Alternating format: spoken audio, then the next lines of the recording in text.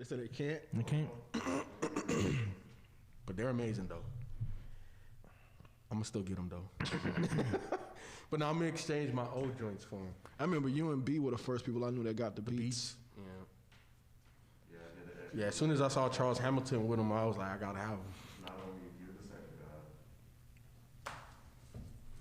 You remember we was talking about FIFA when he bought them shits? Now everybody bought them shits. This shit crazy.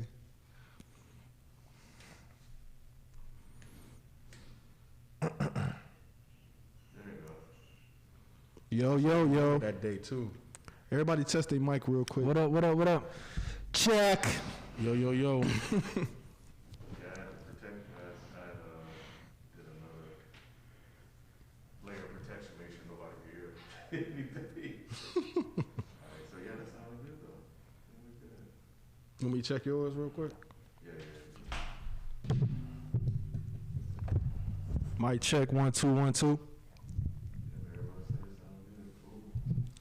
Yeah, from what I heard, it sounded. I remember we was at the job that day. It was a rainy day outside.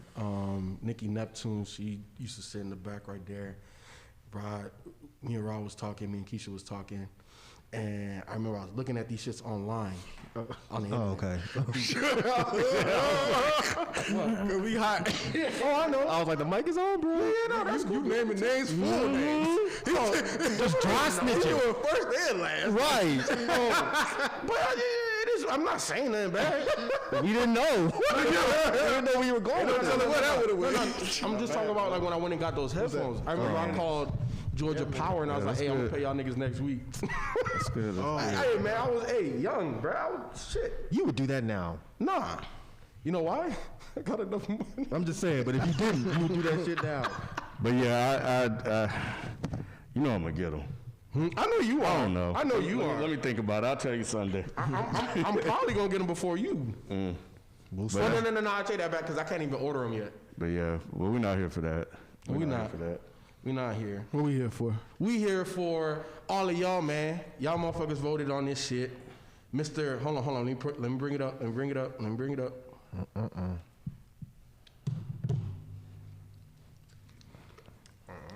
First of all, man, shout out to y'all for coming through, joining us live for Yes, these sir. reviews. You know Yes, what I'm saying? sir. The year is almost over.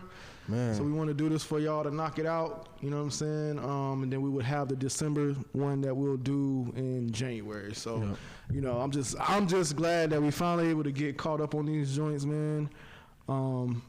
Appreciate y'all for sticking in here with us a whole nother year on Patreon. Crazy year. Pandemic year. Yeah, man. I know. Really appreciate Through y'all, a man. pandemic, y'all still standing strong with us, man, and we really appreciate that. Yeah, 100%, man. But we here for the classic. Shout out to Timothy from the Patreon community. He's the one that had voted in Souls of Mischief 93 Till Infinity. Beezy 430. Who they beat out? All right, so at a total of 554 votes, in second place with 25% of the votes, 3-6 Mafia Mystic Styles. In third place, Little Brother The Mr. Show with 21%. In fourth place, Quasimodo The Unseen with 17%. And in last place, Common One Day It All Makes Sense 5%.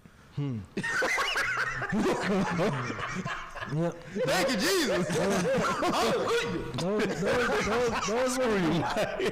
Those were the joints. It's crazy that Little Brother hasn't won one of these yet. Bruh. Yeah, that Bro, one. especially Minstrel Show.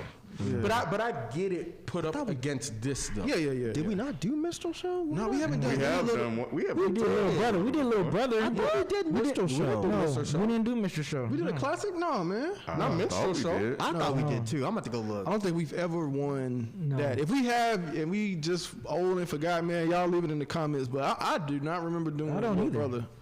We just did they. We did Fonte. Yeah. We did Fonte. Fuck all that. Yeah. Okay. Look at him. Yeah, I know, right? Fuck all that.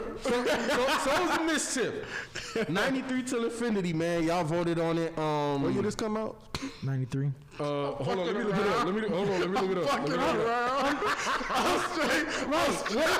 I was saying somebody's gonna really answer that. I was fucking with Rob back. I was fucking with Rob back. had to do it. I was fucking with Hey, yeah, somebody had to do it, right? oh Jesus. You know what I'm saying? Lighten up or something. You know what I'm saying? Loosen up. You know what I'm saying? Nah. Look, people thought about it. He was like, I did not. I was playing along as well. He's like, I was playing along. and nigga got a little funny bone in the system too. That's Goddamn. hilarious. But 93 till infinity, man. I'm gonna go around the room real quick. When this album came out, where were you, Myke, C-Town? well, no, Myke go last. Yeah. Myke go last? Hell yeah. he just asked where I was. I'm not gonna go It off don't on no matter. tangent. It don't matter what kind of question. Just Right. No, That's okay. Right. He was That's somewhere. okay. He was Right. skateboarding somewhere in California. He I said- was not. See? See? I'm just- You know. You don't know me. You don't know me. Mike, I want to start with you, man. I'll go quick, Ron. Look, I was in Conyers. Okay. See, that's it. Bet. Where was you, Beezy? Detroit middle school. I was in middle school at the time. Okay. Drop. Right. Yeah. What middle school? What grade were you in, B? See, look, he takes the longest. I do. All I that shit he do. talk- Seventh grade. I was just messing. Seventh, So yeah, seventh grade. Yeah. I think I was going to high school, I believe. Mm-hmm. So yeah. What That's about where you, I was. Ken? You graduated college? I knew that was coming. We knew that was Hey, coming. they getting old. I'm not even going for it. They getting old because I'm about to be old as hell too. 11th grade. 11th grade. Yeah, In 93? Mississippi. Graduated in 94. Yeah. So I was about to go to thought middle you were- school. So I think I was 8th grade. Bet. Yeah, I was in 3rd grade when this came out. I was still in Chicago. Yeah, man. So, but Beezy, you was in middle school. How did you get your hands on this? Actually, my older homeboy put me up on it. He had a cousin, a relative that lived out in Sacramento, and I remember he was telling me like, "Yo, man, you," because Pharcyde came out in '92, so I was bumping that like really heavy. I was really loving Bizarre Ride to Pharcyde, and he was telling me like, "Yo, man, if you know, it was during the time when you recommend stuff like, yo, if you like this, you'll fuck with this shit or whatever." So he was like, "Yeah, I think you'll fuck with this Soul's Mischief joint." So I was like, "Okay." So I didn't know at that time when I listened to the album, I didn't know 93 till Philly was them. Like it was just like I always heard the song because it was one of those moments you had to be there. Like when that song first dropped, man, it was just like a feeling. You just had to be there, man. So but I didn't know that was them when he gave me the album, when he gave me the tape. So yeah, that's how I got introduced to Soul's Mischief was through him. But Ken, you said you was in 11th grade. So obviously you were kind of already into hip hop and stuff like that. How'd you get put onto this one? I mean, you heard 93 till infinity everywhere. You had to be there, You man. know, and that was it. I actually don't think I even owned the album.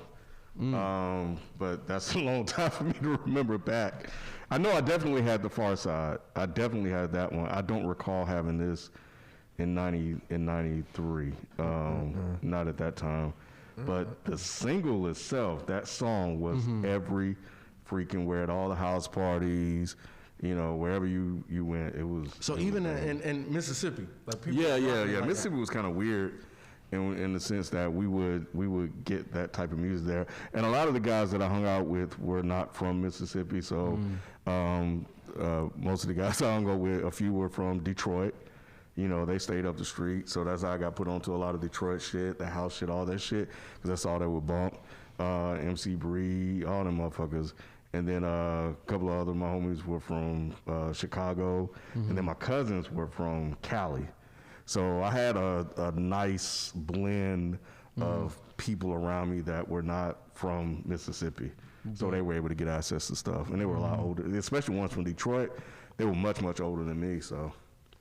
But so you said, Rod, that you were also kind of transitioning from, you know, high school into, you know what I'm saying, later on in life. So how did you get put onto this one, being from Florida? I wasn't putting on to this nowhere like in middle school or high school. All I heard was the single. Like and yeah, man, this is probably like the first time I've kind of feel like you. I have no memories of this album.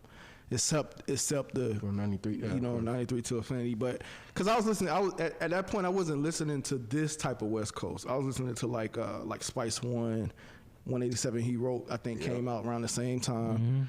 So I was listening. If anything on the West, it was like that. You know what I'm saying? Or like G-Funk, because that was like kind of like G-Funk era. So you either was listening to the G-Funk era or you was listening to what this was or whatever. So this is like really, literally like the first time we've done this that I feel like, no, I was not up on this around that time at all, especially not at that age, because I was still really young, early teens. So I definitely wasn't up on this. So for me, in '93, definitely. Good Myke. No, I'm gonna come to Myke last on this one. You know what I'm saying? 'Cause I know his story's probably, really dope. At least better than mine. But definitely in '93, I had no idea. You know, I really wasn't able to curate the music that I was listening to at that time. But the first time that I heard '93 Till Infinity was in the video game NBA Streets. I remember that. Yep, and that was the first time, and I because it was the intro song. Like, if you played that game, there's no way you don't know this song. You know what I'm saying? But I didn't, dig deep. There was no internet back then. Like, I couldn't just, and then I didn't have no older homies to kind of put me up on hip hop and shit like that. So I always knew that song, but I never knew who it was. You know what I'm saying? So this is like my first time going through the entire album. You know what I'm saying? But Myke. Like this time around, this is like the entire project. Yeah, I never sat down with this project before. Okay. Huh. Yeah. That's not surprising though. Where were you when we did the interview with just one member of the crew? Tajay. Yeah, I'm just saying it was one member. Neither one of them were there. That's what I'm saying. Where were y'all? I can't remember where I was. I'm asking him specifically because I would have thought maybe that would have sparked it, being that we had an interview with him. He wouldn't have gave a shit about going to that. Nah, I don't think it was. Like that. I don't know if I had some work shit or if I was out of town or I don't know. Well, I didn't. Yeah, you might have been out of town. I could imagine you not. Yeah. Because it was the concert right after, later that night. Yeah. So Myke, you say you was in Conyers. What grade were you in, and how you got put onto this joint? 93, I was in 9th grade? 9th or 10th. Something like that? Yeah. I was trying to remember too. I'm like, God damn. I think it was 9th grade, something like that. Yes, how I got put onto this? This was back, because I think I've told y'all this. This was the album that brought me back to listening to hip hop. Yep. But this is back when I was finding all my music through skate videos, because I was really into skating. And there was a Plan B video that came out, and it had a Souls of Mischief song on it. And I was like, damn, who are these guys? These guys are spit, like, this is crazy. And there was no internet. So I just had to walk up to Turtles, up the street, me and my boy Brad, and we just flipped through cassettes. And I was like, oh, this is that group that was in the skate video. Oh, shit. And I just bought the tape. And I brought it home, and I remember listening to that shit non-fucking stop for weeks. I don't have the reference they have as far as hearing 93 to Infinity anywhere. I didn't know it was a hit until a fucking decade later. Really? Yeah, I wasn't going to clubs, listening to the radio. Or I mean, it was video they was playing that shit like crazy on the radio. Like, I wouldn't have known. I had no idea that song was huge like that until so much later. I thought that everybody from Hyro was just like our secret group, because I was living in Georgia, and I remember specifically like nobody I asked about hieroglyphics knew who the fuck they were. And I remember they played here shortly after I discovered hieroglyphics. They played at the Cotton Club, and me and my boy went. This was back when indie rap shows were mostly black, so that shows you how long ago it was. But it wasn't even packed like that. But it was like the dopest experience, because all the people that were there, when Hyro came out, everyone there was rapping every single word. Like, it was that type of show.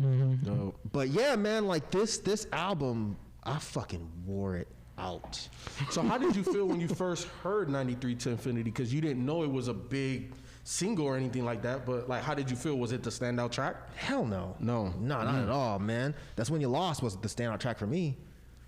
Every fucking song in here is amazing, but when I heard that 93 Till was like everyone was like, oh man, that's the joint. I'm like, really? That's the song that y'all took from because this at this point you already was listening to the album, so like you was already taking in the album. By this point, there were 3 more albums after that. So I was just like, oh, that song was like a huge single. I had no fucking clue.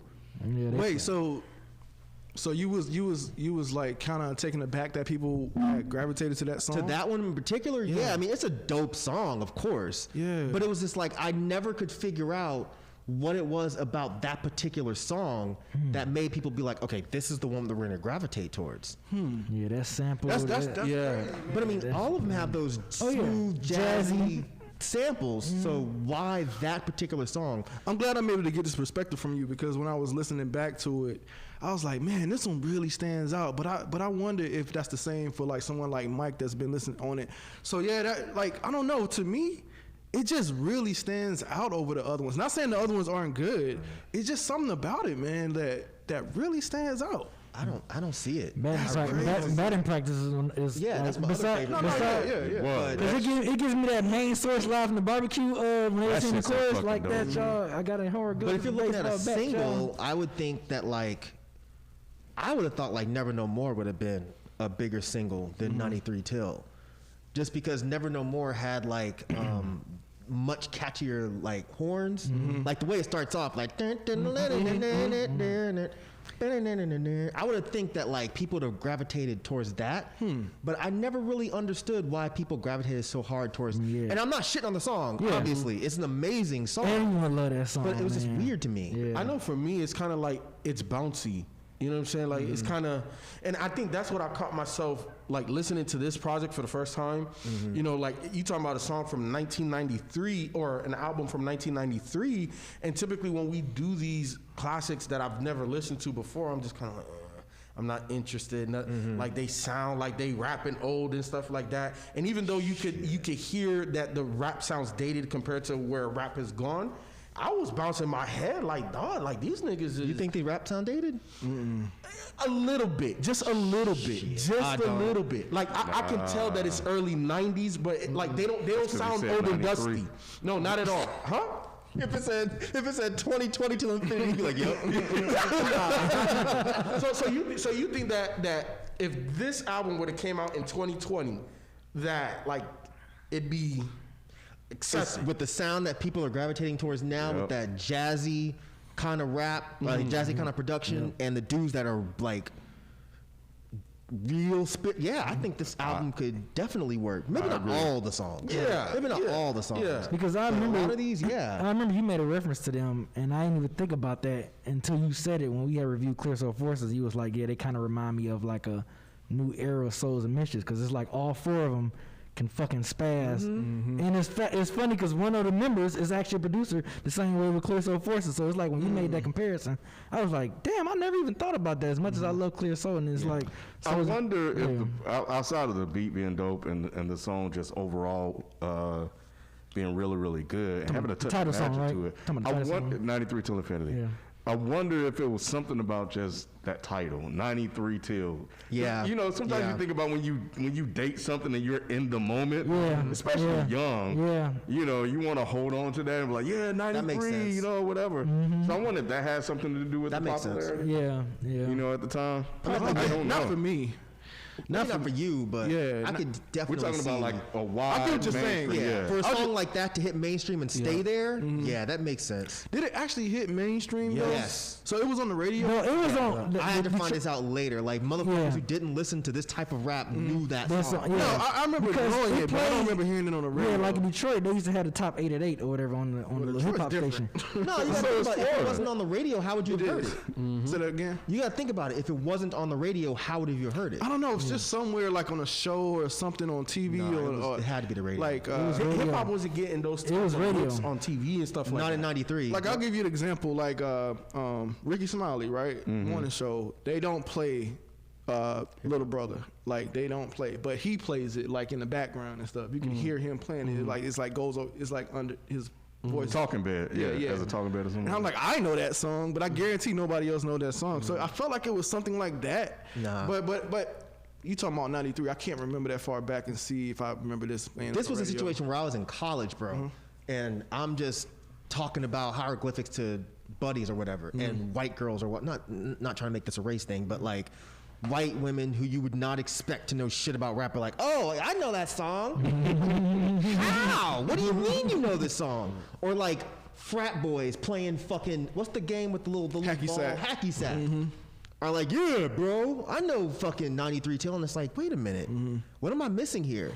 And then when I started going to this place called the Lion's Den, it was like this little rap clique that was in Atlanta years and years ago.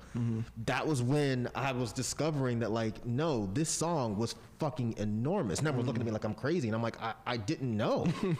I never ever clicked radio ever, so I didn't know. But yeah, I mean, that I even when I listen to it now, I'm still just like, I don't get it. Yeah, because the way I think just the way you That's wild. took in with that album already, you were just like, it's a whole bunch of fucking songs that's dope. That was my introduction, was 93 Till. I think Ken's right. Yeah. It's just, it was the year, the fact that the year's in the song, and it just was, it was catchy as shit. Yes. You know, because if you listen to the raps, it's like those motherfuckers weren't rapping along to this. They weren't. They were waiting for the hook. Yep. There wasn't nobody that was sitting around doing. This is how we chill. Just call that Bridget. That man's a midget. Plus she got friends. I can dig it. Nobody was doing that. This is how we chill from 93 Till. And then when the words come on, I wasn't rapping that shit. like, this is how we chill From 93 You're right, yeah. Because I remember people were saying, hey, yo, man, you chilling in 93? Yeah, I ain't. Like, it was. Nobody said that to me. I'm just saying. I'm just saying. That's how catchy it was. So they created a moment. That's how catchy it was. I mean, that's how catchy it was. So that, I think that's kind of like the recipe for big hip hop songs, right? That create moments. It's like it's either the beat or a hook or something that just encapsulates that moment in time. And I think that when you listen to this album, it definitely captures the essence of 93, and especially that song. You know what I'm saying? Like it gives you that vibe. So, you know, it definitely is one of those songs that is classic. It'll forever be played. You know what I'm saying? And video games and movies and, you know, like it ain't going nowhere. So when you put this album on now, because like you said this was your first time listening through it, what were you thinking when you first put it on? I was surprised at how much I liked it. Like I really was, because like I said, like oftentimes Tell me just what you know. Oftentimes when we do these and it's like my first listen, like I said, like it just sounds dusty, and this did not. And I was like, yo, this is really dope. You know, so like I really liked it. I enjoyed it. It's one of those that I wish that I had like an older homie or older brother growing up that would have put me on to this. Like I feel like extremely late. Like if you're a hip hop fan, like there's no way that you shouldn't have heard this already. You know what I'm saying? That's very So, true. I feel like that with this one. It definitely goes in a time capsule, like one of those albums you should always preserve. Yep.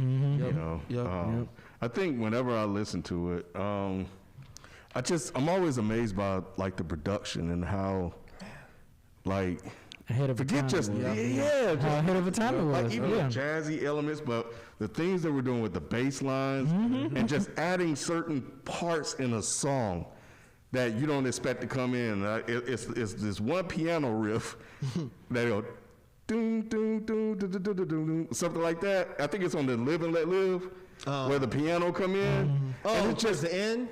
It's just that riff at the end when it's going out. Nah, it's like in the middle. It's in the middle of the song. Is it Live and Let Live? It was one of the earlier songs where it has a little. Definitely has a piano riff. It has a piano in it, and it's such a nice touch, and I could probably play it because these. Well, actually, no. I'll see if I can It goes find it. out with horns. Yeah, I'm not sure what part you're talking about. But just to finish my thought, though, like whenever I listen to it, it's just like always just listening. I think you're right, B. Just kind of like ahead of the time that it was. Because like Rod, I was listening to Ant Banks, and you know on the outro they shout them out and shit like that. Ant Banks, Spice One, all this other shit. Like that was like really dominating, and they don't really have that type. They didn't really have that type of production. It was really more traditional, like hip hop beats by region mostly. But this, Because for a second I thought they were from New York until it didn't sound like anything from the West Coast. Yeah, I mean, as far as from the beats, yes. Because like when I listened to the beats, I was like, damn. Now that's wild because I didn't know shit about these guys. but that was California as fuck. Really? Wow. Yes, like But see, that's no, what no, they the lingo, to the it. Maybe because you lingo. were out there, but I was here. I know, but you were Oh, out there before before. that, Yeah. But gotcha. see what was presented to us, like on the mainstream, was like I said, G-Funk and stuff like that. Spice One, like that was the stuff that we still was on the NWA type stuff. Gotcha. Like Eazy-E still had something. Yeah. That's what we thought was West California. Coast. So y'all weren't really listening to stuff like yeah, Razzcazz. right. Oh, I was listening to Razzcazz, Razzcazz, yeah. but they that didn't. was- They didn't. Then we had sound like- Ice-T. What we was? No, he was. No, not Ice-T. Like Sir Mix-a-Lot. Like it was like different stuff that was coming out of California, and I had never heard anything like this. Yeah, because the same thing. I mean, I didn't know. Usually, you know, with the grooves, I always, of course, once I get the tape and look at the stuff, I'm like, oh shit, these cats from LA. Yeah. And that was the same way with Pharcyde. When I had listened to Pharcyde, I was like, oh shit, these not motherfuckers there from yet. LA. Yeah, we're not talking about first. I'm just giving an example. Yeah, I'm just giving an example. Yeah, like so that's the same thing with Souls. Like once I saw it and looked, I'm like, oh damn, like. That's weird. Yeah, I mean, I Because get hearing it, I'm That's just funny though. hearing the jazzy stuff and everything, the beats, the type of production, the type of drums, it gave me like that Laura Finesse type of production style. So I was just like, okay, I thought these cats was from New York. Yeah, so, for sure. Yeah, I But immediately. you're right. The lingo, once you start I hearing didn't say them, that. Rod said that. what? The lingo stuff. Yeah, I'm just saying, like hearing the way that Souls, like how they, like certain lingos, like New Yorkers would say, was different from what Souls, Soul Yeah, Mischief Ice saying. Cube, Lethal Injection came out that year. So yeah, I like that's the type of West Coast that I was listening to. Yeah, and that was different from this. Yep. Interesting. Yeah, I don't know how I knew it was. Yeah. It just I don't know. When I first heard the first song I heard was the song called "Souls of Mischief," and I was like, okay, well, this is actually really dope.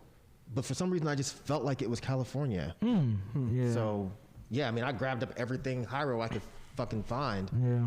But yeah, man, I mean, going through this album, I mean, I didn't have to go back and revisit it. I mean, fuck, I've listened to it more times than I could possibly So count. let me ask this: over under 200 times you listen to this? Over easy. Really? Yeah, Oh, yeah. 220 something years. I believe that. When I mean, you gotta think. When I first got this album, I probably listened to this shit because I was young. I was a kid. So it In wasn't like the first year that you had it, over under 200 times. no, definitely under Under? 200 times Okay. the first time I had it. But I mean, it wasn't like I had a big, huge musical repertoire at in middle school.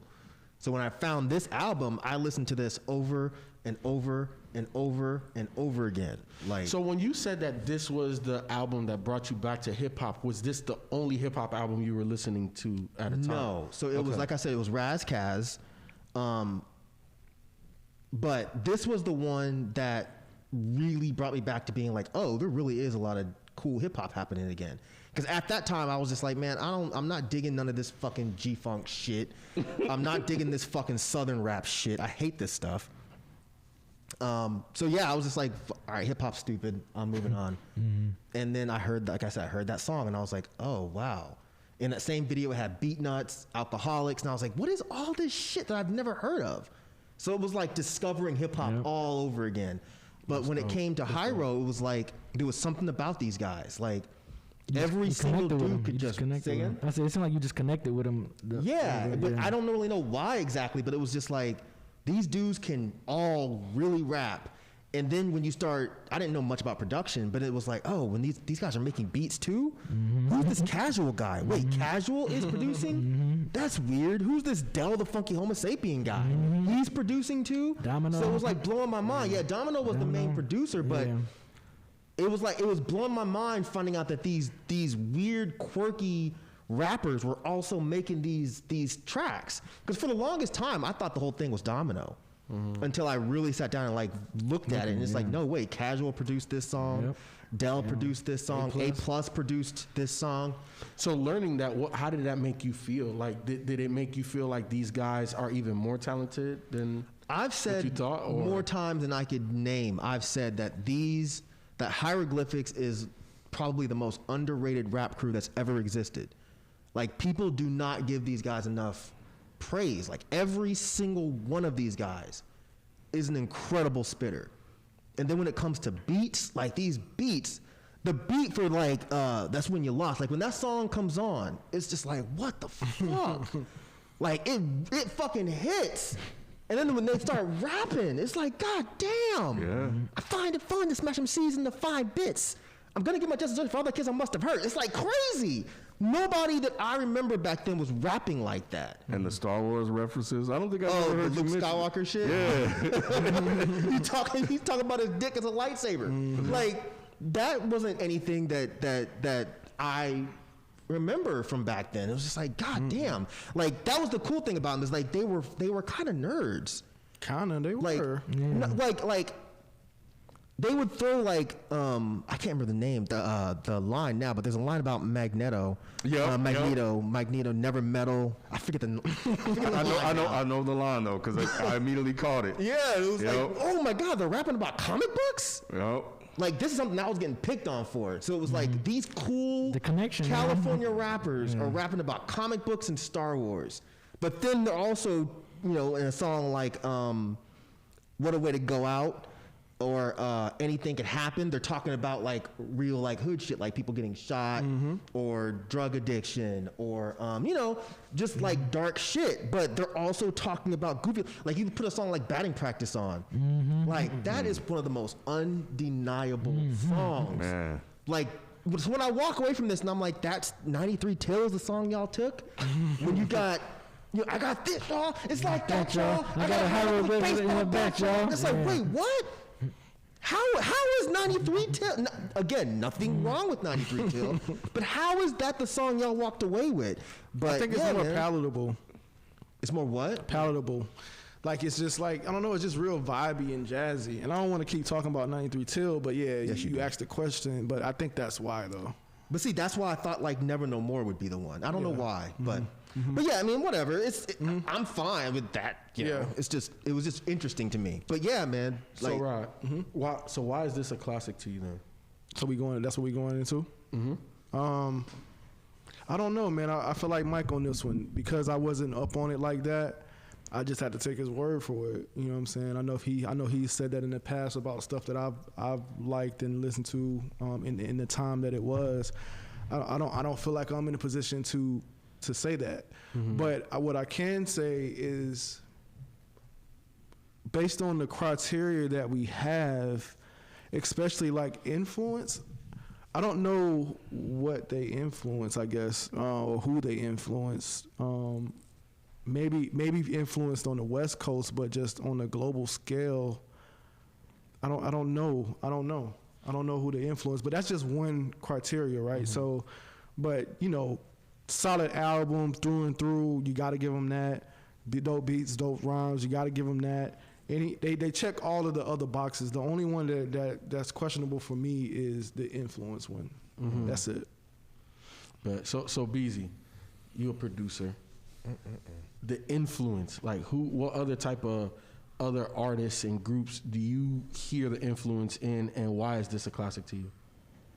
Well, yeah, this is a classic for me because at the time, just like Ken and Rod, this group and other group that we're gonna talk about, yeah, they kind of brought a new light of like West Coast that like MCs can make this type of music and talk about these type of things. You know what I'm saying? At the time, like Myke said, we had Warren G, we had The Chronic, we had Doggy Style. Hell, Doggy Style came out the same year as this album, but this Ice Cube. Yeah, you know what I'm saying? So yeah, Ice Cube, Spice One. Like so to hear these cats rhyming the way they rhyming, to hear them rhyme the way they rhyming, and the stuff that they're talking about was like, yo, this shit is like on some, like it was some next level shit back then. Even though a lot of people that probably rather listen to the Death Rows at the time, that shit was amazing, man. And like the beats, I don't even know. I'm with Rod. I don't know what an influence, and I don't know if Myke can probably shed a light on it. And I'm just drawing a blank, but that's probably the only thing. But other than that, this album alone is just amazing. Because like I said at the time, I was just like, yo,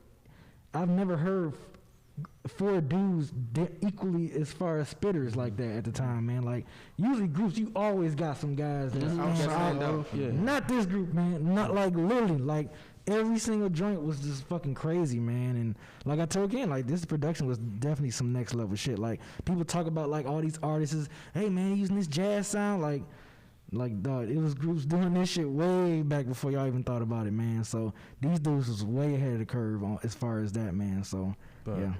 So Ken, why is this album a classic to you?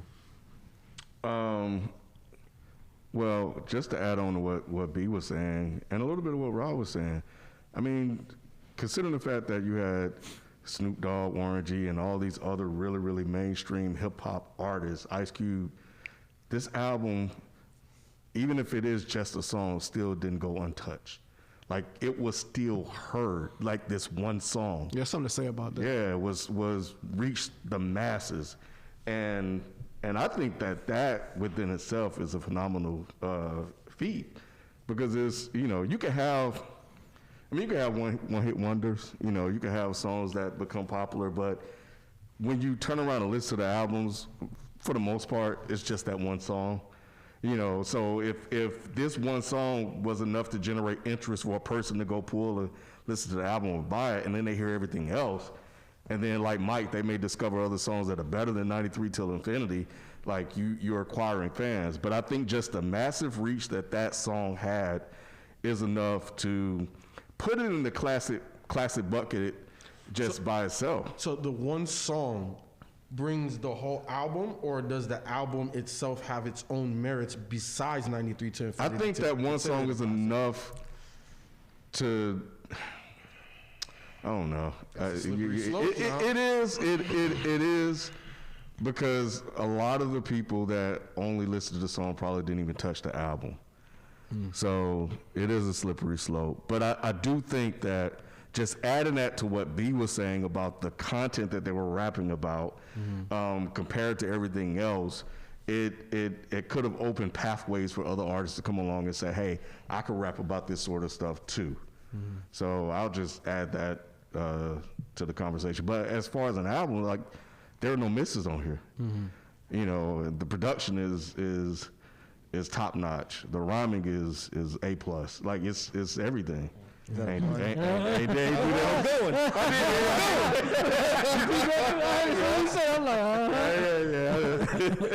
So for me, this album is a classic. A lot to what Ken said, like 93 Till, that song, it being everywhere and how everybody reacts to that. And we're in 2020 and people, you know what I'm saying, like that song still hits. Also, toward the end, Ken, what you said, I agree too. It's like this album doesn't have any misses. And if this production, to what Myke said earlier as well, if it were to come out today, I don't know if it would have the same impact that it had in 93, but this is an album that will be talked about. This is an album that hip hop heads, on Dead End Hip Hop, we would review this in 2020 if it came out as a brand new artist, you know. So I think for a lot of those reasons, it's definitely a classic. Then, you know, I listen to my hip hop heads around me and they tell me it's a classic, and my ears tell me it's a classic too. I don't know the influence that it had, so, you know, I'm gonna leave that for Myke in terms of, you know, who else this influenced. But why is it a classic to you, Myke? I don't even know that it influenced that many people. Okay, cool. I'll give you this. I don't even think it was. So when y'all were talking about how it didn't sound like California, like y'all thought it was from New York. Here's the thing. I can't think of a single New York rapper that sounds like these guys. Like, literally not a single one. And I'm mainly basing it off the production style, really. Not really the rappers. That's what I'm saying. Yeah, not really the rappers. If you're taking the group, so when I heard this, for some reason, again, this sounded California. When I hear somebody say, you know, say that nigga A, hey, can make a nigga day in a very special nigga way, that does not sound New York at all to me. Or when but I can see, like, certain elements, like you said, with the production, but with the way these guys were rapping, none of that sounded New York. For some reason, it said California to me. I just can't put my mind in 93 and tell you exactly why. Gotcha. But I think the reason that something like this would be looked at as a classic is because, again, I didn't know shit about this song being on radios, but every fucking underground rap dude knew every fucking word to this album. You walk up to a fucking kid, you say, I flipped the script like the dyslexic actor. And they're like, oh yeah, that's a dope line from night. Yeah, like everybody knew this fucking album. I think that what it was this put people on to the fact that, like you said this, B, that people now understood that California was not just gangster rap and G-funk. It was people making like cool, jazzy, soulful rap with dudes that are fucking spitters. And I think that's really what it was. It put the world on to this crew of dudes called hieroglyphics that were all weirdos that were amazing rappers. You know, and I think that's what kind of made this a classic. I don't think that Hieroglyphics would have ever been as popular without this album coming out. You know, without the 93 Till blowing up on whatever radio. But I feel like even if that song didn't hit mainstream radio, I think this album would have still blown up. Because people in the underground, like, we didn't hear stuff like this. Like, this is, to me at least, this is very original sounding. This jazzy, because think about it, like most people, when you take that jazzy kind of rap, they're gonna rap slow and they're gonna rap smooth, they're gonna rap sexy. These guys didn't do that. Yeah, they ain't getting no fuck. They didn't give a fuck. You know, like there were a couple sexy kind of things on here, but not much. Like, you know, you said you can get the middle, the penis. You know what I'm saying? Like, these guys were aggressive with this shit. Yeah. So I think that all of that, when you think about it, that just makes a very original sound. And I think that these guys had a very original sound. And I think that's what made this a classic. You said that it would have blew up in the underground, right? Absolutely. Okay. Yeah. I definitely think, because I mean, I know, I can tell you that the guys that I was hanging around with, they weren't listening to the radio either. Yeah. So I should ask Brad, but I'm pretty sure none of us knew that song was huge. We're riding around listening to this shit. We did not know that your average person knew what 93 Till was. I swear to God, until I was in college. And I was like, I didn't know that this song was huge. Yeah, I was trying to think if without that song, would it have made it to me? And, because, you know, back then, like, even on the outro, they shouting out all these people. You write down a pen and you go start searching them up. So I'm trying to think about, like, some of the other West Coast stuff that I was listening to, Ant Banks, Dangerous Crew, or whatever. Would they have gotten a shout out or be in the cover and somehow I would have gotten to them or reading a magazine or something like that? It's possible, but I know 93 Till Infinity definitely was the one that was like, yo, these dudes can rap. But again, I didn't get it. I don't really recall having the album. In 93? You know, in 93, yeah. I think I got it later. Yeah, I ran out immediately and bought this, and then I bought Casual's Fear Itself. This is when Jive was doing a run of grabbing up in underground rappers, and then he dropped them all. Yeah. But yeah, they grabbed Dell, they grabbed Casual, they grabbed Souls. They might have put out the what's his Extra Prolific album too. But yeah, man, I mean, Did they grab the Pharcyde as well? Wait, before I we think go they to were the on Pharcyde. Pharcyde. I think they were on Jive. Before we transition into the Pharcyde, that was good. That was good. I was waiting. I've held back. See, Yeah, you thought I was gonna go hard. I held back. You did good, man. We Goddamn. appreciate you having you on this review, man. But before we transition to the Pharcyde, I just want to say shout out to everybody that's watching this live. Especially I just want to shout out a couple people in the chat too, man. MC the Tech, Michael Rich. Hey, what it do? Hey, that's the homie. That nigga's on every Twitch. Yo, what it do, MC? Yeah. What up? Michael Rich 727. I see that. Mike Rich Mike too. Rich said- What up, Mike Rich? Yeah, Mike Rich. Zog Magnus, man, I see you, man. Like, Zog. we know y'all the patrons, man, and like again, man, we just appreciate y'all. Joseph They K, follow everything. Tim Johnson, man, Flipping Squad, like, man, look, man, we just appreciate y'all, man, for real. CJ Kid 123 always, Malcolm, Jalen, Yomas. Yeah, man, it's so many people in here, man. We just really appreciate y'all for coming through here with us tonight to go over these albums. And it is live and let live. It's The piano I think part? it's the second verse. I want to play it, but I didn't want our video to get taken down. No. Y'all go over there and listen to it. Ken gave you the It's live gem. and let live, right around the 1 minute 40 mark. There you go. The gem. Go listen to that. But Take it's out the just something- trash, or I take it out your God, ass there's with a something blast about from the that past and the piano, man. future. I'll shoot you. So, Mike, you said that Jive possibly. Do you know that they have Pharcyde? I'm not for certain, but I know Jive was grabbing up a lot of Indeed. that crew, Pharcyde and then was on people that East were around that crew. I think they So was on East West Records, if I'm not mistaken. I'ma I don't look. know. Look it up. You know, and see. Beezypedia be known. I don't know. If you put it out there, it'd be like at least 90% true. No. You know what I'm saying? No. But yeah, man. Tempo Squeeze, we normally don't do favorite tracks, but Mike, give us a couple of your favorite tracks. oh, I just took the hold on. Yeah. Oh, on 93 Till. yeah. Yeah. Give us your top five. What's your top five, man? Let them know is Let 'em know then. Let them know, bro. Man, that shit is so good. You're irresponsible. That's when you lost. Shit. Would 93 make it in your top five? Nah. Oh wow. Not on this album, no. That's Let 'em- controversial. That's what? That's controversial. I mean, I It is love what it is.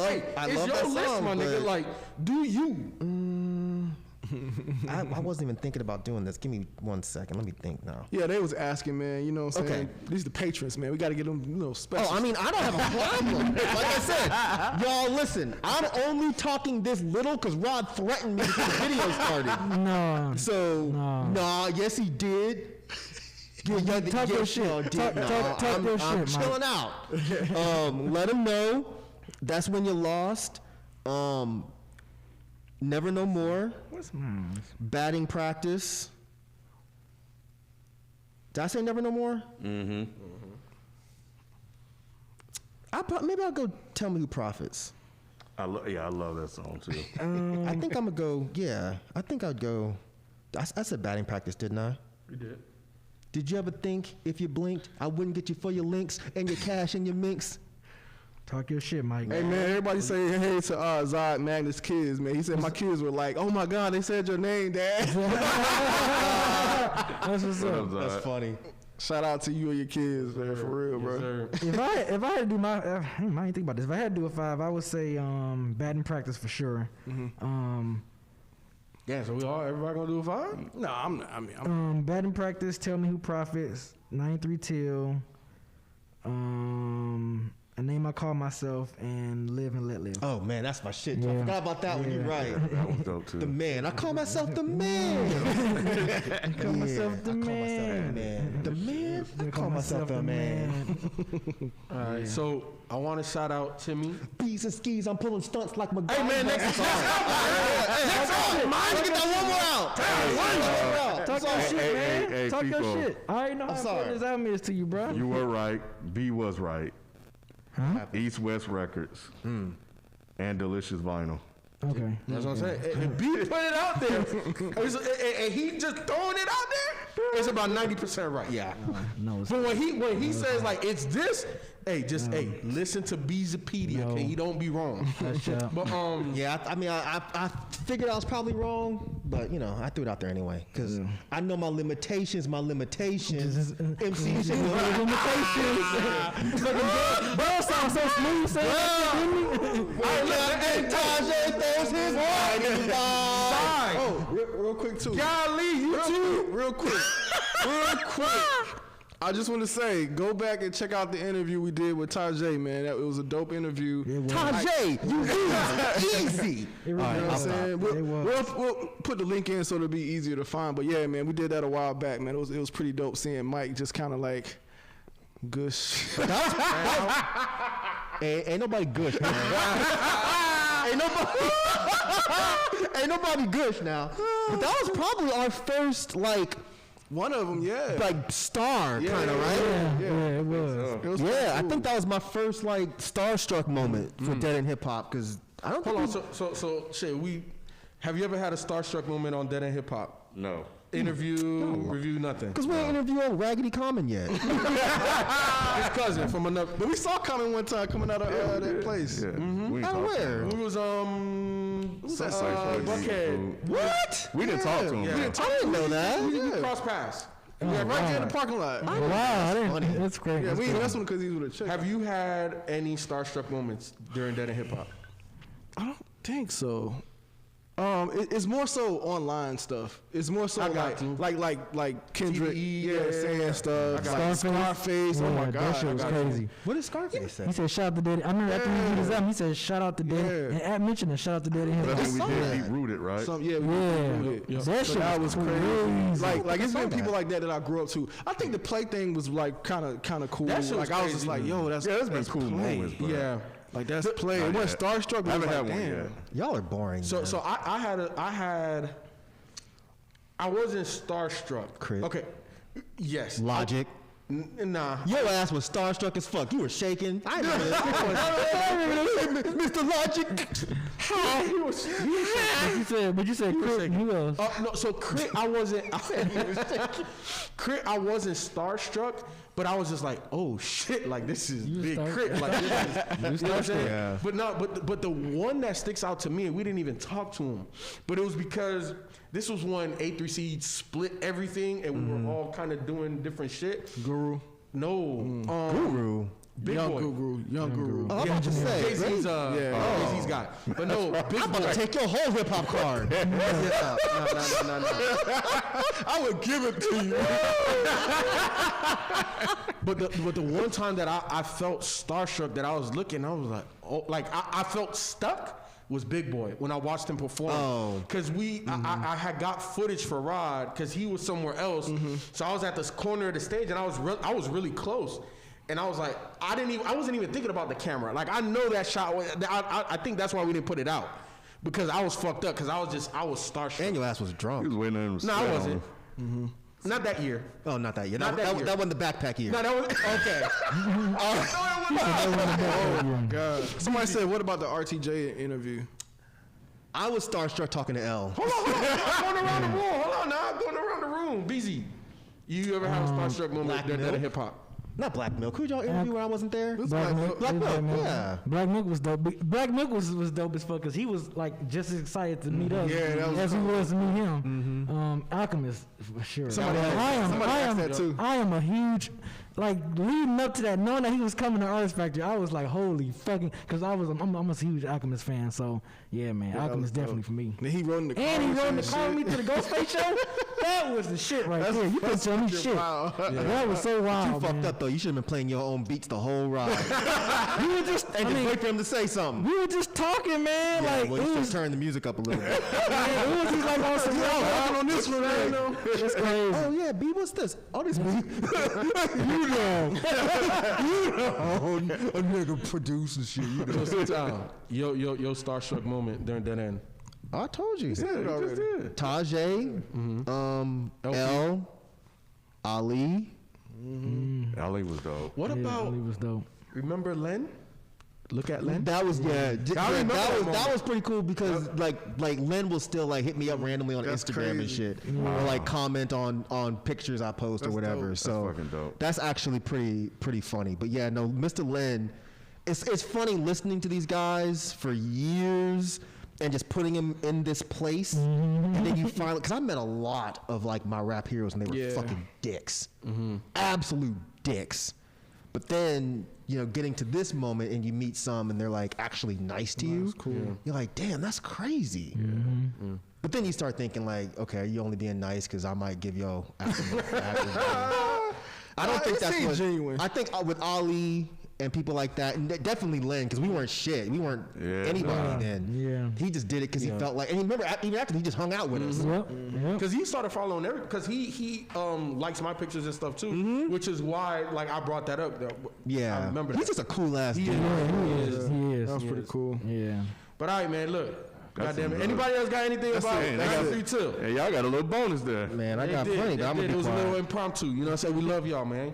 But Timmy, again, shout out to you, bro. You Back to back. back to back. You know what I'm saying? Like you over here like Drake or something. But you nominated The Pharcyde, Bizarre Ride to the Pharcyde, and it won. Easy. Oh, what? Got pneumonia breaking down my system. Yes, my motherfucking man. Damn, I miss him. What a way to go out. I like a sucker. All right, I'm done. Beezy.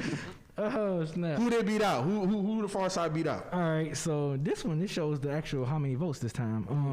A total of 879 votes. Damn, that's a lot of votes. Of course, your Pharcyde won with 323. Second place, T.I. Trap Music with 247 votes. Damn, I'm not saying that we should have did it over Pharcyde, but I definitely want to do That trap would've been music. fun. I would definitely want to do trap music. Third was a Gangstar Moment of Truth with 207 votes. And last, Ice Cube The Predator with 102 votes. Predator? That's a classic. Yeah. You know, that's that run. Yeah, that's that run. Yeah, that's that album. Ice Cube. It was a run up until whatever the album was that had Wicked on it. Lethal Injection. Was that Lethal Injection? Yeah, because it had a real slip. It had a little bit of slip. okay. He was still good. He was still alright. He was like, ooh, man. But I was like, wait, he's hanging out with the fucking Red Hot Chili Peppers? Yeah. Something right. Yeah. Oh, shit. Yeah. What's up? So 92. No, I'm trying to wait. I'm just trying to wait. We live. Right. In 1992, that's when this joint came out. I'm not gonna give you the month or the dates, but the year 92. Mr. Dead and Hip Hop himself, Mr. Kenneth B. Inge, where was you in 92 when this came out? Same place I was in 93. Bet. If people can do math, those have been watching. They've been doing math, by the way. Yeah, I know. You saw that? Yeah, I saw a little discussion between I think it was MC Tick and Haley Race. Yeah. I'm glad they kind of got rid of that and got back to the good stuff, the positive. That's what's up. C-Town, 92. Was you still in Conyers or were you in Cali at that time? I think I was here. I'm pretty certain I was here. Yeah. Okay. Beezy. 6th grade. God damn. Right. But I definitely was in middle school at this point. 93, I couldn't Middle remember. school. But My yeah, first year of middle school. But so I was in 2nd grade when this came out. God damn. I was in 2nd grade. But Rob, who put you onto this? Or was this another one of them that you was put on later? Same thing, man. It's like these two, man. Like, same shit. It's the fucking that single. Like, that's the only one I really was Passing me on. by. Like, golly. And yeah, because I was looking at 92, man. Like, I wasn't listening to that. I was listening to The Chronic. The Chronic came out, so I definitely wasn't listening to this. Yes, I was listening to like The Chronic, Ice Cube, The Predator. What else? There was some other ones too, but yeah, I was listening to more so stuff like that. You know what I'm saying? Because at this point in my life, I was still hanging with my cousin, and I was just basically listening to whatever he was listening to. You know what I'm saying? I had little stuff that you know, that I would pick up here and there. Not having an ear like that, but I was kind of a slave to like him, like, you know what I'm saying, just whatever he thought was hot, I thought was hot, you know what I'm saying. So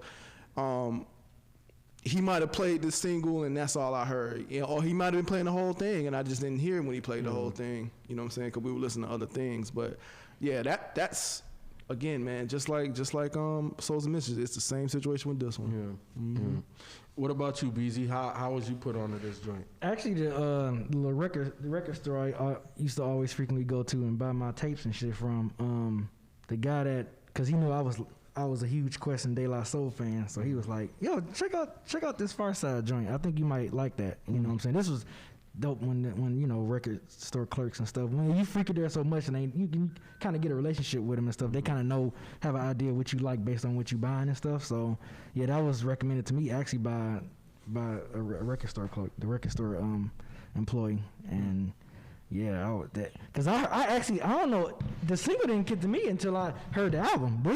I didn't hear the single first, you know, surprisingly. Yeah, I didn't hear Pass Me By first. So I heard the album first before but Pass Me By did stand out as well. And then once I found out, you know, it was being played fucking everywhere, man. But yeah, I was digesting this album first before the single got me. What about you, Ken? How was you put onto this joint? Passing Me By easy. And actually, I again, that was so long ago for me. I don't know how I ended up getting the album, but I definitely had this one. And I used to play it a lot. But Passing Me By was definitely the one that did it. Like, that shit was unavoidable. That shit was everywhere. What about you? Same? No. Okay. This is another situation. I did not know that song was big. Really? Nope. Didn't know that song was big. I found out sooner than 93 Till because I think it was on like The Real World or something. But I found this on a skate video. One of the songs was on a Planet Earth skate video, and I was like, who are these guys?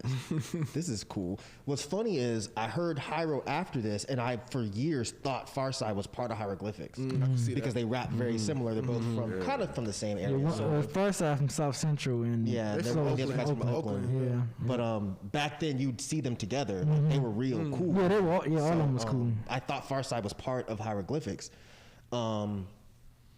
But yeah, I mean, I picked this up, and I actually got this before I got hieroglyphics. It didn't bring me all the way back into rap, but I remember I got this, and I don't know if y'all remember that group Y'all So Stupid. Oh, it sounds familiar. They had an album called I think it was called Van Full of Pakistanis, something like that. But it was like this weird era of very silly, goofy rap, and Pharcyde was kind of like the leaders of that. Before that, all you really had was Beastie Boys, but then seeing like, okay, there's some black folks doing this goofy shit too, and they were, to me, a lot funnier than Beastie Boys. Is it like Digital Underground, something like that type of thing? Nah, because Digital Underground weren't like great rappers. No, I get you, but it's like they was on that silly stuff though. Well, that's what made me. I got what you're saying, but I mean like dudes that could actually like. I got you. That were actually creative. I never really found Digital Underground very creative. But yeah, I mean, I remember once again going down to Turtles with them little coins and buying this album and just loving it. What's funny is now when I go back and re-listen to it, I'm just like, I don't think it holds up. Yeah, it's not. It's definitely not. It's not Souls of Mischief. No, you know what I'm saying. No, this one doesn't. This one feels dated, and the jokes don't hit like they hit. Like back then, when you yell out, your mama got a glass eye with a fish in it. When you were fucking 14, that shit was funny as hell. But now, much older, I'm just like, yeah. But Passing Me By is still like the jam. I never cared for that song. Really? I knew you were gonna say that. I never did. Oh my god, the end of the album. The Pass Me By was so dope, man. It was. It still didn't fit. The structure though. The structure of that song. It didn't fit at all. It didn't fit. When listening back to it, it did not fit. Man. But it was still dope. But see, even when I first got the tape, I was like, what the fuck is this old like singing ass shit? Like, she keep on dancing. I'm like, I didn't know that song. Myke, still not today. Well, these days I'm just fucking sick of hearing the song. Okay. I don't get excited for it to come on. But back then, I would definitely turn the album off before it got to that song. Gee, that is wild. Because I didn't want to hear that. I wanted to hear these guys being rambunctious and goofy. Like, oh shit. But that was, oh shit. Yeah, man. They started that shit off right with that joint. I want to hear that kind of shit. I don't want to hear no Jesus Christ. fucking he keep on paying. No, the song's not bad. Don't get me wrong. The song is definitely not bad. I just have no desire to hear it. That's hilarious. So, but can you see how that one got big? No. Versus, oh wow. No, it's because it's the same thing with the like. I feel like it only got popular because of the hook. Yeah. But that's just weird to me, I guess. It's definitely because of the hook. Because if you're looking at the songs from that time, the way these dudes were rapping was not accessible, even remotely. But y'all still gravitated to the song just because it's of that catchy. hook. Because I think the beat was dope and it was different than anything else on here. Right. And then the hook is like, that's what I can hold on to. I don't have to know the rest of the verse. So what do y'all do when the verse comes on? Wait until we get to the It's just, I don't know, man. There was always like this one girl or something that you were like, dang man, I can't get that one. She keeps it became applicable. Yeah, that shit was so relatable, man. Especially high school. Yeah, I get that. Man. So you wasn't getting them in high school like that, Ken? I said there was this one or two that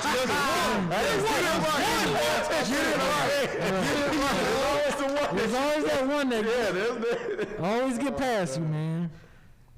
That's what's up. That's hilarious. What about you? Did you say it? No, y'all, so I just kind of let y'all do y'all. But in '92, second grade, I was still living in Chicago.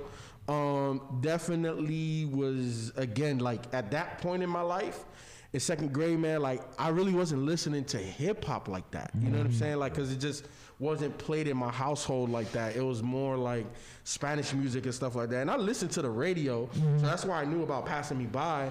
But like come on, man, second grade, what the hell? Like, I'm not saying I want to go listen to this. Yeah. You know what I'm saying? So I didn't. Pharcyde was just another one of those. I know, like, classic, inspirational founders of hip hop. You know what I'm saying? Type of groups that I just was never put onto or told, hey, go. You know what I'm saying? So I just kind of miss them. I'm gonna hit y'all with a real quick funny story. So when I first got this album, like I said, there was no internet in '92. There just wasn't. You couldn't find shit. And I remember It was floppy disk era. Yeah, it basically was. The big block. Like you had internet, but it would take you like 16 hours to download one song. Yep. Yeah, y'all little youngins, you don't know about that. You don't know about that.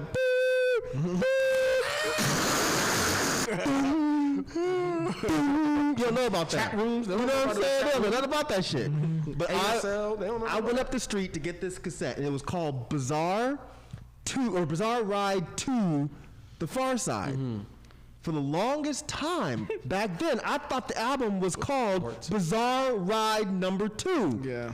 We spent years trying to find Bizarre Ride 1. Shit.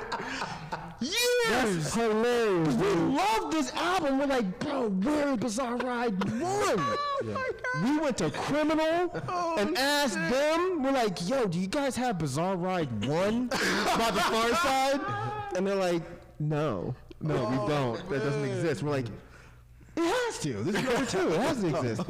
But yeah, I mean, it was like that weird ding moment. I still vividly remember being like, oh, I'm dumb. they just put the number 2 to mean like T-O. Yeah. Dumb motherfucker. It is weird that they did that though. Yeah. It was. Not really. It's a rap thing. Is it, though? Yeah, it's kind of rap It's a thing. rap thing when you try to be clever. Right, that's what I'm saying. They're trying to be But they weren't clever. doing that No, back you trying then to be- like that. Yeah.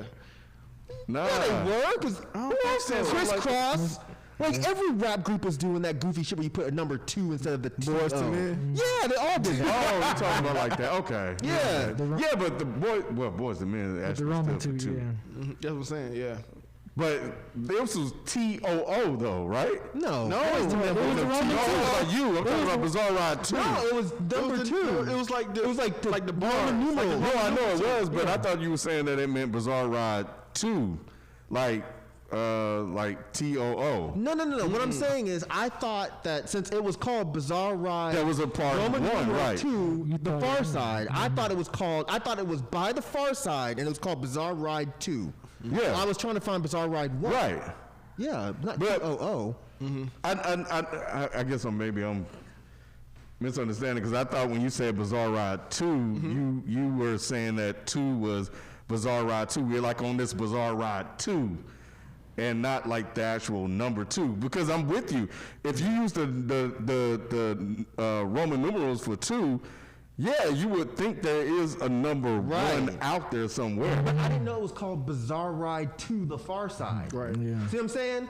I thought it was just called Bizarre Ride 2. Done. Right. But you said it's Pharcyde was- Bizarre Ride to the far side. Yeah, and I didn't realize that until later. But that's what I'm saying. That the 2 is not the number 2. Okay, forget it. You get confused like I got confused. So forget the other O. It's T-O. Bizarre Ride to the far side. Yeah. So Right. that's where, okay.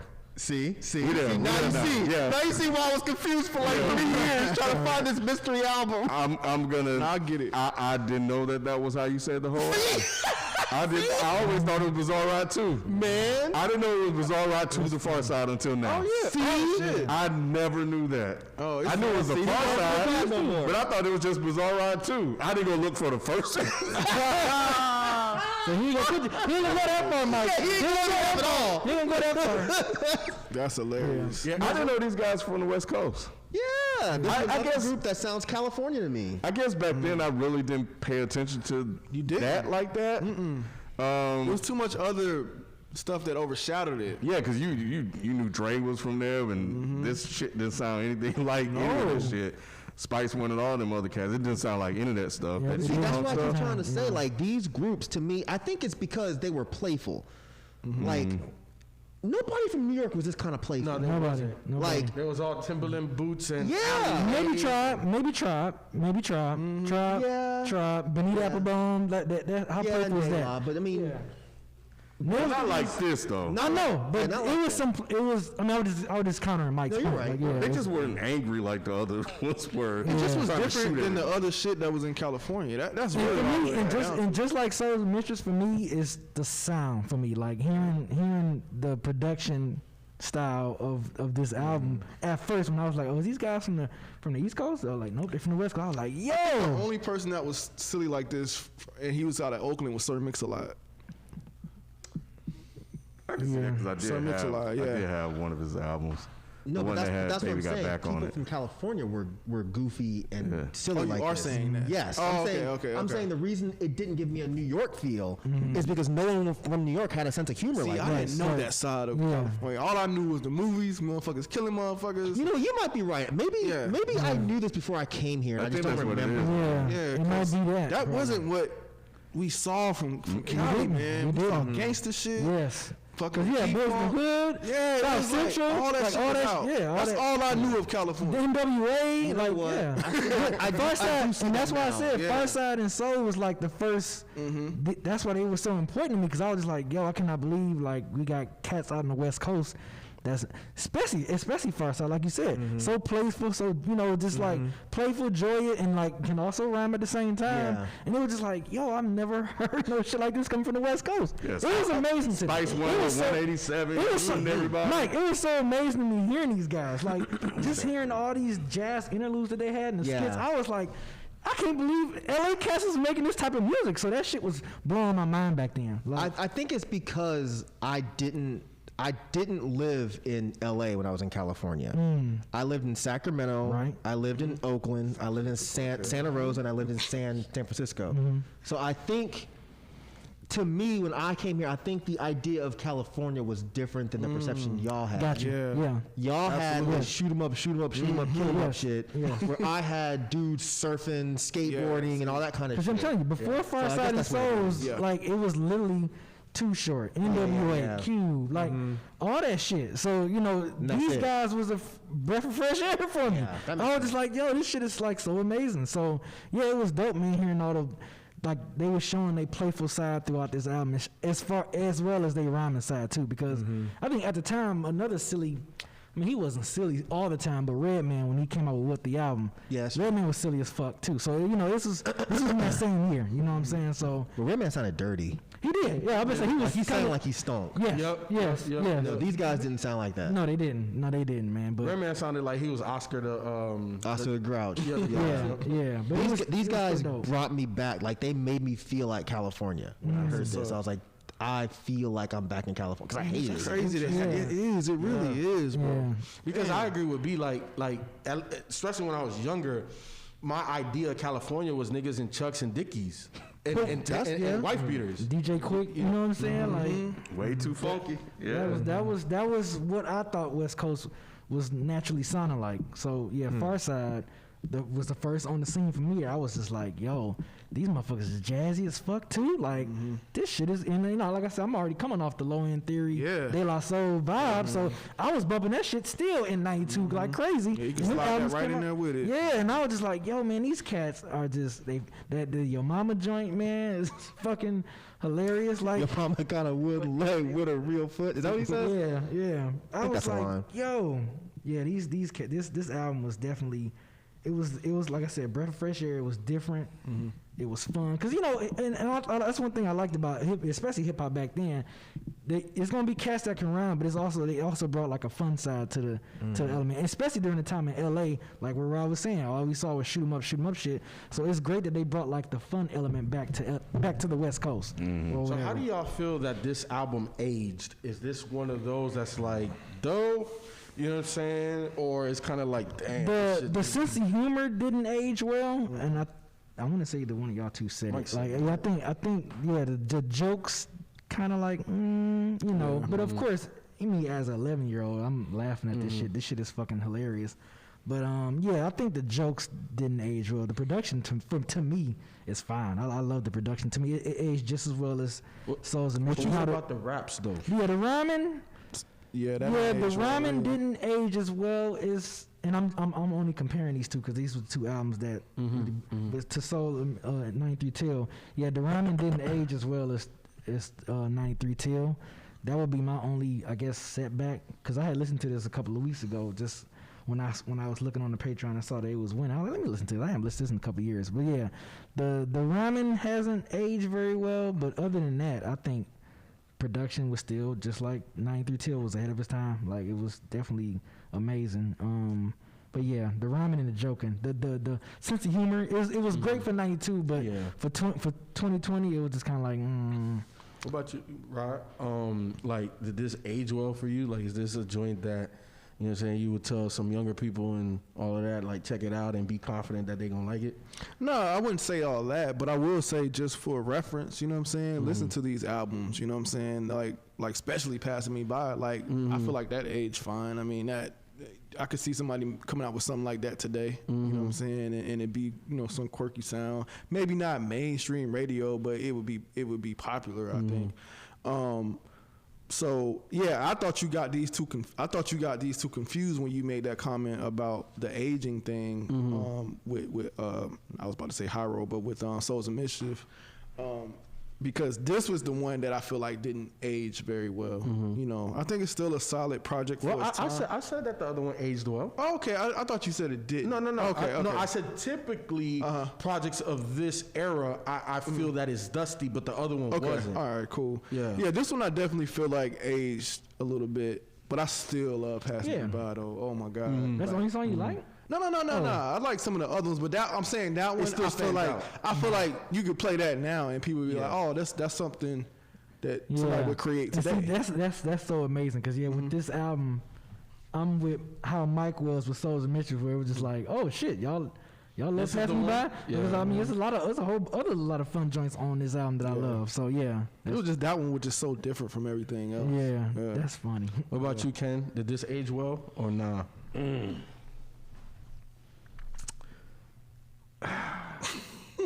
Damn, that means no. Right. It's like a deep side. I know I was listening to it, man. It didn't have the same magic it did back in the day. There was a connection missing outside of Passing Me By. I don't know what it was. Like, of course, the music was the beats and shit like that. Like, that shit was still good, but it was just something about them rapping today versus when I was back in 1992. Like the content sounded old. Yeah, man. It just, I kind of was like, I had to question myself. I was like, damn, I did. I was like, man, what was it that I liked about this album? It was the music outside of the vibe, single. Probably was just the music and the vibe. But yeah, I did, man. I listened to it like 2 or 3 times.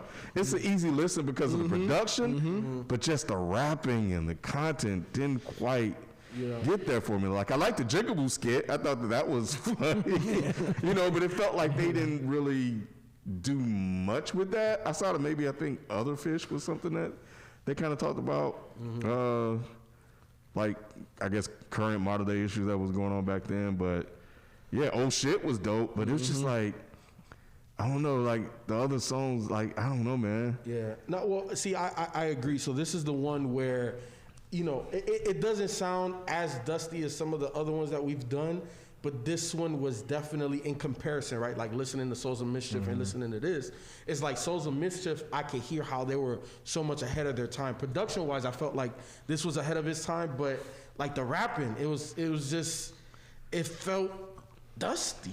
That's the best way I could put it. Like, this one was cool, but I didn't like it. Like I can't see myself returning to listen to this. It became a task. Like, damn, I could easily get through Souls of Mischief with no problems. Yep. Yeah. Man, nah, like this became long to me. Yep. Really? Listening to it did. Damn. It did. So it didn't age well for you either, did it, Mike? No, it did not age well for me. It's still an album that I'll put on. Only reason it's not a task for me is just because it's nostalgic. You know, we skated all the fucking time to this album. So I can imagine this being my first time. I would be like, nah, bro, this ain't it. But I don't want to be disrespectful, of course. I mean, but I don't know why this is a classic, really. But yeah, I put it on now, and I even slightly, I hate to do it, but I even slightly disagree with B. I don't even know if the production really aged that well. Like, I don't know, man. I never listened to this album, and when this came up as, oh, this was the winner, I'm like, oh shit, man, I used to love that shit. They throw that motherfucker on, and I'm just like, Throw that motherfucker on. I'm like, wait a minute now. Oh man, we gotta have a good show today, Right. I'm like, man, I can't wait for it. And I'm trying to rap. I'm like, am I thinking of a different album? That's hilarious. But back then, this was my sense of humor. I wanted a bunch of quirky, weirdo black people rapping, so I loved it. But now it's just, I don't know, man. Like when you hear him rapping now, it's just like, oh, this isn't really that good. Like, Okay, so- I'm the type of nigga that catch a bullet in my teeth, then call you Saint Nick Dick and hang you like a reef. It's like, you know what I think, and I'll hand it to you, Feefo. I think back then, this was the one album I know I could put on that was just different from anything else that I was listening to, and it just kind of put me outside of, like, you know, I guess all of, like, when I go through and look at some of the other albums from '92 and shit like that, I'm like, oh yeah, I remember that. Now I could probably go back and listen to them. They probably don't, you know, I probably get the same feeling. But I think it was just something different that kind of changed the mood from what I was listening to back definitely then. back then. Yeah. Definitely back then. Hell yeah. It's a guy, DJI says, my dad thinks that without Pharcyde, we wouldn't have Odd Future. why? I don't see the connection. Yeah, I don't see no I connection don't with see that that one one. either. I don't think that's true. And somebody, MC the Tick said, I feel you. Odd Future is a West Coast, but nowhere near the G-Funk sound. Yeah, but so is Hyro. So it was her, yeah. Maybe because they, Our Future was a little clownish early on. They played around a lot. So is Hyro. Dell, But like Pharcyde. the Pharcyde did not influence. I don't know. I don't. Yeah, no, I'm just saying, like, hear, though. but Pharcyde was I'm played for trying, too. I'm just trying. I'm trying to get there with him. I don't know, see that in man. any way, shape, or form. Any way, shape, or form. They were popular, No but I don't think disrespect they to were. him or his father. I just don't. I don't see it at all. I don't know. I think that's a compelling thought. Where's the How? connection though? The only one that was goofy was Tyler. No, all the other They all were a little dudes, bit they all silly. were. Earl was not goofy. No, he wasn't, but he was also in Samoa somewhere. Wait, Earl No, was. no, no, Earl no, was goofy. no, Now he his wasn't. rhyming was, but his content was kind of silly sometimes. No, it wasn't. Did you listen to his first Yeah. mixtape, Earl? Yeah. He talked about killing people all the time. It wasn't goofy. Yeah. No, The only one that was very dark. maybe I'm thinking about the videos Yeah, and stuff. Earl was 'cause the very videos dark. they were Yeah, doing yeah. He didn't really have silly stuff. any videos. Not Earl, but Y'all are thinking about Tyler. Tyler brought everybody into his goofiness. But I'm saying, like, I don't see a goofy feel for all of Odd Future. It Who's was all- really Tyler. Man, them dudes was Haji serious. Beats was not goofy. Mike G was definitely not goofy. That's the smooth one, right? yeah, the one I think he left. But those dudes weren't goofy. It was just Tyler. I think Tyler make it feel like Because he was the face. Because he was the face of it, maybe. Yeah. Yeah, so maybe they- Because a lot of them dudes was dark, man. They were very dark. And Yeah, Haji was Yeah. dark as fuck. Yeah. Earl was super Yeah. dark. Tyler was the only one that rapped about silly shit. And even at first, Tyler was super dark. Yep. Yeah. Until, what's the Goblin? I could have swore Earl had some playful shit on. He did. Earl. I can't think right now, but Earl was I'm almost certain. I remember looking Like, at it. but again, dark as what? I remember but- going down a rabbit hole looking But at Tyler videos. was present when he was doing it, though. Tyler was so I what? think Tyler probably, influenced it. yeah, because I think he was messing with him on the couch or something like that. And one of the Far-side. okay, yeah. Now y'all gonna have me look it up. Yeah, y'all have Not to, crazy. because I don't know what y'all talking about. Yeah. So this, so Myke said something, and I was like, okay, well, shit, we might as well go here. Is this a classic? Beezy, I'm gonna start with you. Is this a classic, and why? Yeah, as much as I really enjoyed this album, you know, back when it came out, when I saw it was winning, when I was listening to it, I was like, I was trying to put myself back in '92, but I'm just like, well, it hasn't really held up as much as far as the rhyming, even though, and not taking nothing away from them dudes. That not saying they can't rhyme and like that. They're definitely some good rappers. Man, I don't know if it. I guess it would be a classic just because like I've mentioned about Soul, it's like they was the first ones to put West Coast, showing West Coast is different. You know, the same way with 93 Till. It was just like they showing that West Coast cats can rhyme different, can show their playful side, can show, you know, something different that what I thought only represented the West Coast. So maybe on that, but this album in particular, I probably wouldn't say it's a classic. It's still a good album. Don't get me wrong. I can still listen to it and enjoy it, but I don't know if I can say it's a classic. And it's okay if it's not a classic. Yeah, I don't think say if it's a classic. Yeah, I can't say it either. You right? Is this a classic and why? This is one of those situations where I'll say that the song is a classic, not the album. Now, if you would asked me like in 93, 94, I'd probably be like, well, yeah, probably think it is. Like, because it was so fun at the time. The song is without a doubt a fucking classic. The album, though, I don't think so. Damn. I don't think Was so. this your first time listening to the whole album?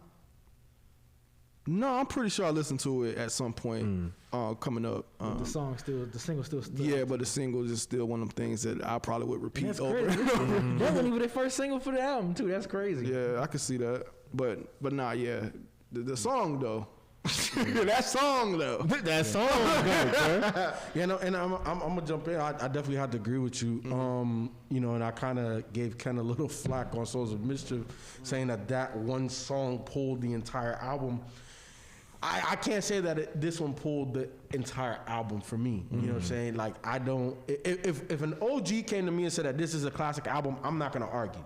I was not there present in 92 in the moment of this album, so I can't argue that. Passing Me By 1,000,000% is still a classic. You could play that now, people still gonna jam to it. But I don't see how or why this is a classic from my perspective. Ken. Yeah, I mean, I echo what you guys saying. I do think that probably at the time, the album was definitely an enjoyable album to listen to. It did not age well. The rhymes didn't age well. There's some nostalgia, I'm sure, attached to it. But remember on Souls of Mischief when I was talking about one-hit wonders, and I think on this album, this is the one-hit wonder if you listen to it today. Back then, you could definitely you would find enjoyment from some of the other songs, but if I gave this to somebody and said, man, yo, listen to this shit is dope, I would be lying. You know, I think that, but if I said that, listen to Passing Me By, that shit was dope. They could hear it. Yeah. So the one-hit wonder, that one song, didn't match the rest of the songs on the album over time. Gotcha. I want to specify over time. Because in the moment, it was there. But Yeah. And you know, when we spend money on albums, like, we gonna play that shit. yeah, you got to. I'm gonna get my spin on that. Yeah, motherfucker. exactly. Sorry. I got a question after everybody go. Yeah. What about you, Myke? Is it a classic? I don't see it, but that's one of those. I think this is one of those albums where I'd have to have that discussion. Like if someone that was my age or maybe a little older was just like, oh shit, man, Pharcyde 2 or Bizarre Ride 2, whatever. Like, it's a classic. All right, well, explain to me why. Because I've never really had that discussion with anybody. So maybe there's some shit that I'm just missing. But like you were saying, I actually take back what I said. I do agree with you. If somebody said it was, I wouldn't argue with them. I'm thinking there's something that I just maybe missed with this particular album because I don't remember. I remember Hyro making people think about California different. I don't so much remember Pharcyde making people think about California different. But again, I probably missed it. So you're probably right. Yeah. I probably just missed it. So is it a classic? I would not push this as a classic, but if somebody else said it was, okay, that's cool. No problem there. What's up, Rob? I was gonna say, like, what y'all think about Lab Cabin Fever? Like, cause I thought that video was a classic drop, obviously, The backwards right? one? Yeah, like that's a classic That is. video. Like, That is. Jay Dilla. yeah. So, what do y'all think about that album? It's Is all that right. one better than this one, or It's kinda more is right- concise, the I same? think. Okay. I think Yeah. it makes more sense that one would have gotten more popular mainstream wise because it almost seemed like Passing Me By made them think, oh shit, we onto something with that song. Let's make more of those. I It's crazy because they went away from Jay Swift and then they pretty much went with Dilla for the majority of the album. So, But Dilla gave him that more accessible kind of smoothie funky West type Coast shit, type you shit. know? Yeah, yeah. So Yeah, I think that one's more memorable than this one for me. Obviously, Pass Me By is still a big hit, but it's like I remember that album more so than this one, and the videos and Running was on that. Like, so yeah, man. She said what she said was it? She said on that album something like that. Yeah. So yeah, I remember that one more than this one. I just remember the hits. Running was so fucking. Oh No, man, that's what I'm Running was saying. so Like, dope. I think that's the one over this one. But you know, I was thinking this when we were doing Souls of Mischief as well. You know, especially back in those days, the record contracts that everybody signed were really shitty, right?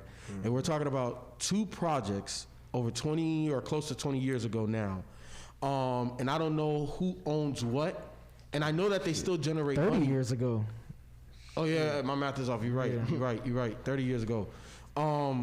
But like, I wonder how much money each group sees from their 2 biggest hits. Because obviously, I know it still generates income. that's a good question. But it's like, are they out of those contracts? like That's you know, a good question. I'm really interested because I know for a fact those 2 songs, like, they still get played on, like, you know, video games, movies, commercials.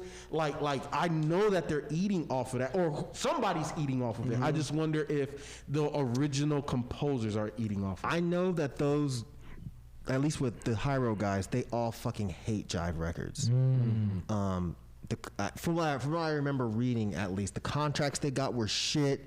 And then the fact that Jive dropped them immediately because they weren't technically selling.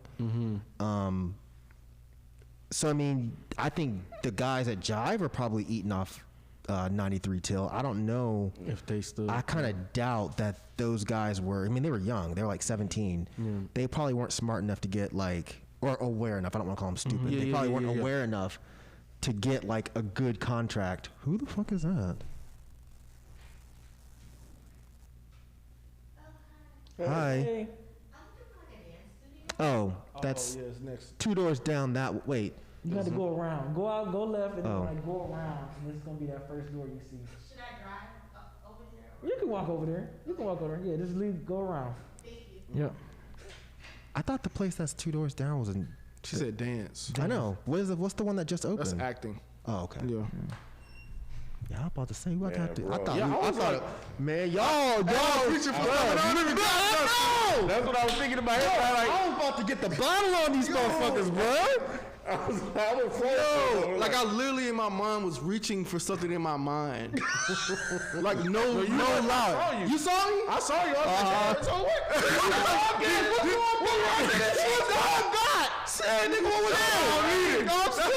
I was like, man, That's why I don't need it. how can he get to his car?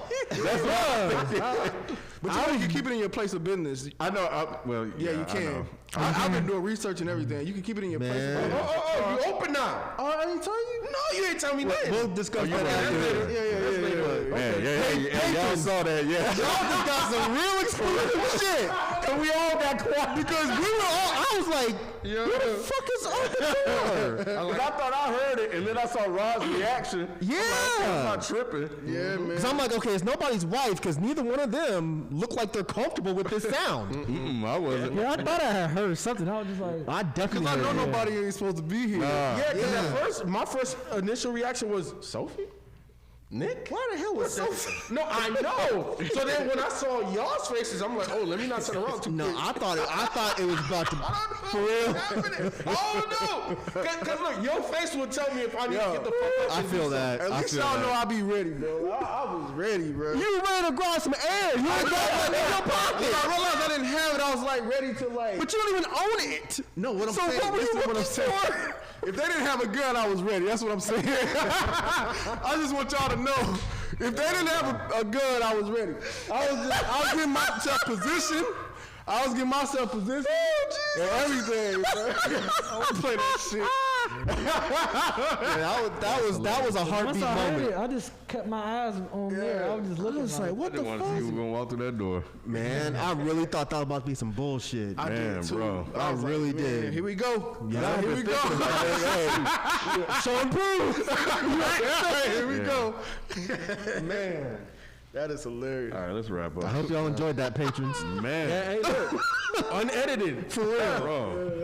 Live in the flesh, but look, man, we appreciate y'all. Like we said at the beginning, bro. All 2020, you know, this pandemic had a lot of people fucked up. You know, our prayers and wishes go to everybody that may have lost somebody or somebody that's going through a whole bunch of stuff this year, man. But we definitely appreciate you guys helping Dead and Hip Hop stay afloat. You know, we appreciate that major. Like, you guys really don't understand. Like, this is because of y'all. Honestly, and you guys help us, allow us to do this stuff for y'all, so we appreciate that. Anybody got anything else that they want to say? I guess I'll just add to that, man. Yeah, just definitely appreciate it. Like Feefo said, this definitely helps us stay afloat. Like, no lie. Like, literally, this helps us stay afloat. And it's just amazing me every time I go in there and see, you know, you guys still supporting and down with what we're doing. I know we say it all the time, but changes are coming to Patreon. I mean, this year was a rough year, and like the pandemic just really messed up a lot of stuff.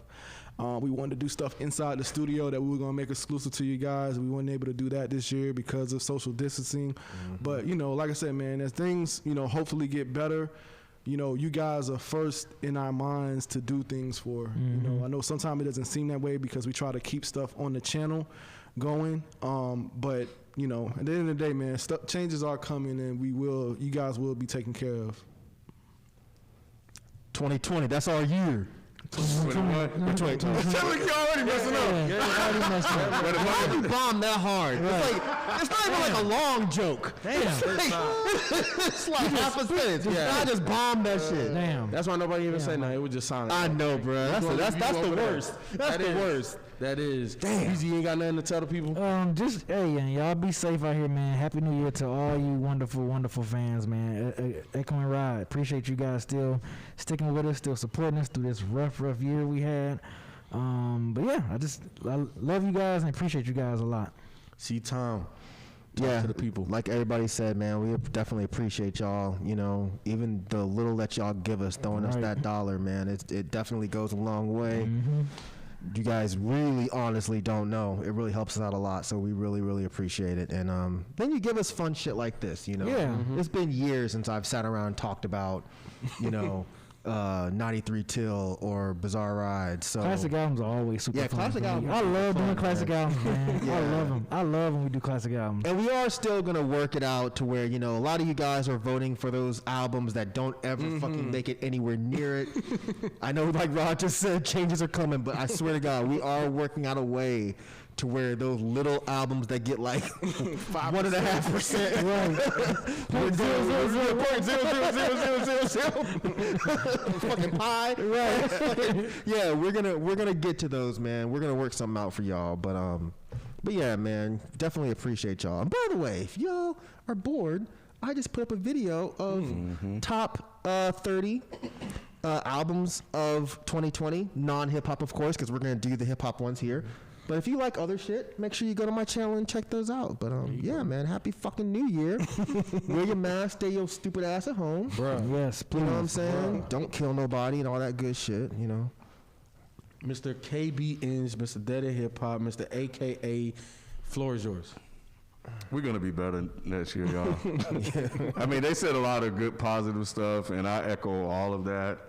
But I understand that you guys, you know, contribute, you know, for reasons, and we appreciate it. Whether it's just to support or for perks or whatever, this was a really, really, really rough year. I'm sure all of you guys, you know, most of you guys can echo that and understand that. And we appreciate you guys hanging around and being patient with us. You know, outside of the changes, just overall, we just gonna be better and more diligent to make sure that you guys are served. And there are a lot of reasons that go into that, outside of them saying that you guys keep us afloat. But just the nature of business and where content is in general, You know, I think, you know, we made a change. We made an effort to go directly to you guys, and you guys have responded. And I want to make sure that we respond as well, moving forward and being better. But I just love all you guys for just hanging in there with us, supporting us, all of our efforts, everything that we try, man, and experiment with, man, you guys rock with, and we love that, man, and we want to do more of these. I think this was a really dope idea by Rod to kind of give back to you guys and just do something different. So we want to try to be more creative and do things different moving forward. So thank you guys for a dope fucking year, man. And I'm looking forward to spending 2021 with you guys as well. Damn. Yeah, man. Thank you guys again. Make sure if you don't already, which I already know 99.9 of you guys already do, subscribe to the YouTube channel. Make sure you follow us individually. Support what we do. You know what I'm saying? Obviously, you guys already do, so we appreciate that. Yeah, man.